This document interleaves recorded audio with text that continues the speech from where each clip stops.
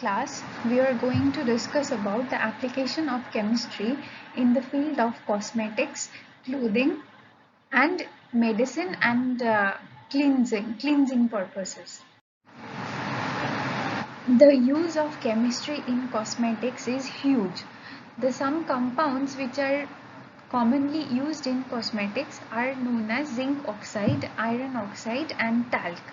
The talcum powder we use has magnesium, silicon, and oxygen in it. Then there are water, which forms the base and acts as a solvent.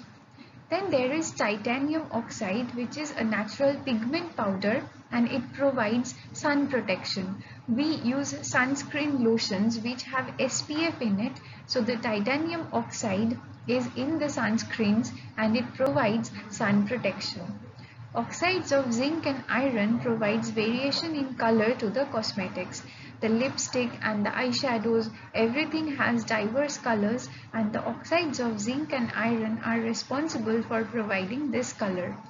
Then there is emulsifier. Emulsifiers are used in creams and lotions. Emulsifiers are actually used to blend any other product.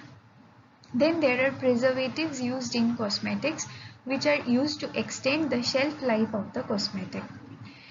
Now we can see the picture of a lipstick. It contains 65% castor oil, 15% beeswax, 10% other waxes, 5% lanolin, and 5% dyes, pigments, and perfumes to impart color and smell. Now we will see the application of chemistry in clothing. In clothing, there are two types of fibers. One is known as natural fibers and another is known as synthetic fibers. The natural fibers are obtained from plant or animal sources. Like cotton is a natural fiber, it is obtained from a plant.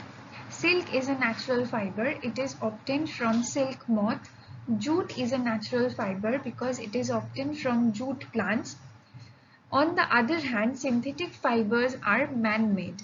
Synthetic fibers are actually built up of small units which are known as monomers, and the monomers attach together, and many monomers attach together to form a chain of monomers which are known as polymers, and these polymers are nothing but the different synthetic fibers that are man-made. The most widely used synthetic fiber is known as terylene.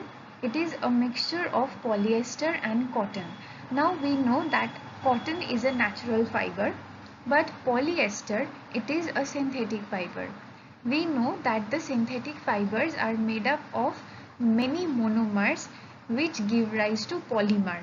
So in case of polyester, ester is the monomer, which is the single unit, and many esters join in a long chain to form polyester. Poly means many. The clothes that are made up of terylene or any other products that are made up of terylene, they are very easy to clean. They are resistant to friction. Whenever and after many washes, they remain same. Then they are elastic, they are crease resistant, they are easily washable and it dries quickly, and they are used in nets, ropes, garments, raincoats, carpets, etc. The other two synthetic fibers are named as rayon and nylon. Rayon are basically regenerated cellulose fiber. Cellulose is a plant material, but since they are regenerated and they are processed, so rayon is a synthetic fiber. It is used to make different clothes and garments. The nylon have very wide use. Nylon are synthetic fibers and they are used in making the nylon gears that are used in various purposes. Then nylon tents, high quality nylon parachute, 16 colored nylon umbrella, and many other things. The use of chemistry in medicine is varied and wide, and there are two types of medicines, natural and synthetic medicine. Medicine are something or some substances, synthetic substances, which treats or prevents diseases and protects our body from the pathogens and bacteria and other harmful organisms. There are a wide variety of medicines that are natural, that are naturally obtained from either plants or animals. We can see the picture of tulsi, which has many medicinal properties.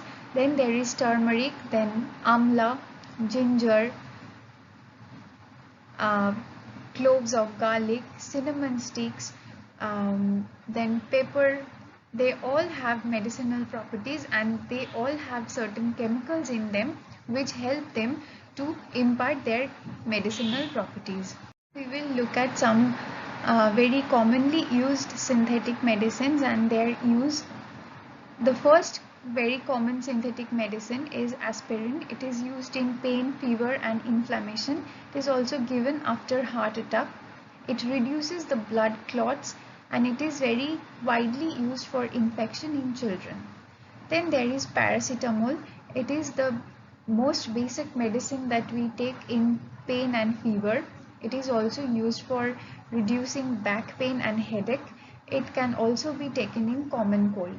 Then there are antacids which we take for acidity and stomach upset. Then there are iron supplements and vitamin B12 which are taken for treating anemia, which is the lack of blood in our body. Then there are antibiotics which are used against bacterial infections like conjunctivitis, cholera, food poisoning, etc.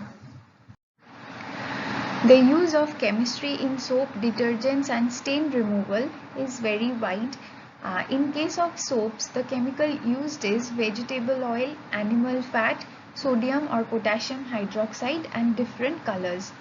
And also some fragrances are also used which are also chemical in nature. Then there are detergents. The detergents mainly use petroleum products, sodium or potassium hydroxide.